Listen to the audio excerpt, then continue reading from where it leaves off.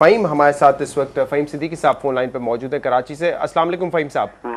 वालेकुम अस्सलाम जी सवाल कीजिए। देखिए, मैं कस्टमर तो हूँ मिजान बैंक का, और आजकल हालात भी आपको पता है क्या हो रहे हैं। जी तो मुझे सिर्फ ये पूछना था कि मिजान बैंक में हमारा सरमाया जो है वो किस हद तक महफूज है, और जो आजकल के हालात में क्या कोई प्रॉब्लम तो नहीं है इस बैंक को। जी देखिए जी, बिल्कुल आई थिंक एक बड़ा अप्रोप्रिएट सवाल आया है और I was expecting such a question from the audience.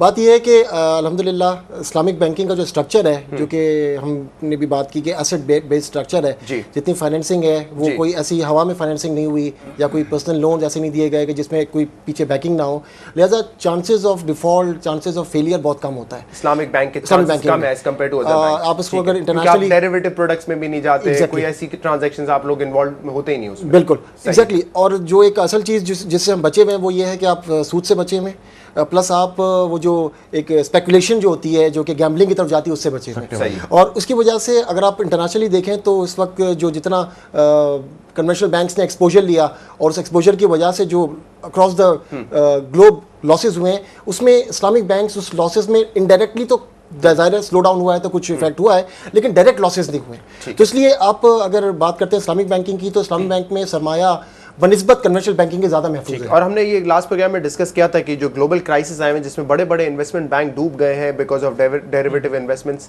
तो उसमें काफ़ी सारे इस्लामिक हाउस फाइनेंसिंग के ऐसे इदारे थे जो कि अच्छे जिन्होंने अच्छा परफॉर्म किया। जैसे हमने यूएस का जिक्र किया था, यूएस के अंदर जो इस्लामी बैंक हैं वो बिल्कुल गाइडेंस फाइनेंशियल ग्रुप जो है उसका एग्जांपल है। साबिर हमारे साथ इस्लामाबाद से लाइन पर है। अस्सलाम वालेकुम साबिर। हेलो जी, मैं साबिर बात करूं इस्लामाबाद से। जी, मेरा क्वेश्चन ये है कि इस्लाम में तो कर्ज हसना का कॉन्सेप्ट है, ठीक है जी। हम जो इस्लामिक बैंक के को हम कंसेप्ट दे रहे हैं, क्या आप इस्लामिक पॉइंट ऑफ व्यू से क्या समझते हैं कि हम क्या वायलेशन नहीं कर रहे हैं? ठीक है, मैं बिल्कुल सही कह रहा हूँ कि कर्ज हसना में हम किसी को देते हैं, मैं भाई को देता हूँ तो मुझे वापस करते हैं। अगर मैं बिजनेस में लगाता हूँ, मेरा बिजनेस फेल हो जाता है, तो उस सूरत में मुझे तो लॉस आएगा। क्या बैंक भी ऐसे काम करता है या सिर्फ मुनाफा में ही हिस्सेदारी है? थैंक यू जी।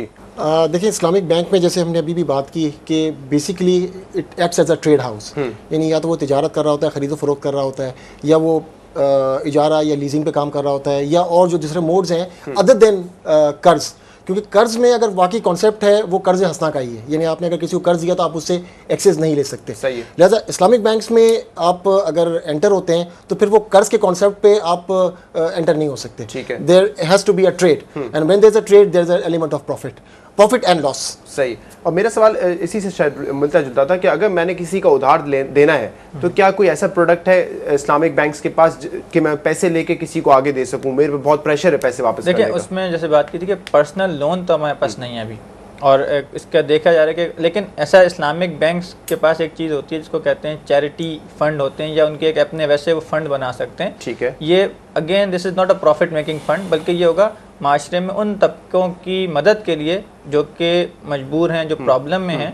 और जैसे जैसे इंशाल्लाह इस्लामिक बैंक आगे बढ़ेंगे, हम देखेंगे ये फंड आएंगे इस्लामिक बैंकिंग में। जो कोई आदमी कर्ज में जकड़ा हुआ है, किसी की बेटी की शादी है, किसी को पढ़ाई के लिए पैसे चाहिए, तो सही हर काम जरूरी कोई प्रॉफिट पे किया जाए, हम इस तरह के फंड्स को प्रमोट कर सकते हैं। और असेसमेंट आप अपने हिसाब से कर लेंगे कि क्या वो जायज उसकी नीड है या नहीं। इंशाल्लाह आप देखेंगे कुछ अरसे में इस पे आपको सामने चीजें मिलेंगी। अंसारी साहब हमारे साथ फोन लाइन पर मौजूद है। अस्सलाम वालेकुम अंसारी साहब। अस्सलाम वालेकुम जी, मेरे 3 क्वेश्चंस हैं जी, जल्दी जल्दी कर लें, टाइम कम है। हाँ जी, मैं I just wanted to ask one thing के एक जो हम लोग कन्वेंशनल बैंकिंग और इस्लामिक बैंकिंग की बात करते हैं, I don't see any difference, इसमें सिर्फ नाम तब्दील किए हुए। अच्छा। इसका एक एग्जांपल ये कि जो क्रिश्चियन के घर पैदा होता है तो उसका नाम क्रिश्चियन के उस हिसाब से होता है, जो मुसलमान के यहाँ होता है वैसे होता है। अच्छा। नंबर 2 ये कहते हैं कि जो रिकवरीज में बदतमीजी करते नहीं है ये इस्लामिक बैंकिंग वाले। It had happened with me, I was travelling abroad, I was late, I came over, the way the person talk to me and it was from DIB, and you know I told him कि यार मैं I was not here, and you know the way he harassed and the way he talked, and उसके बाद में कहा ठीक है I want to get this lease terminated। ठीक है। और तीसरा सवाल आपका? उस पे उन्होंने ये कहा जी we will charge this।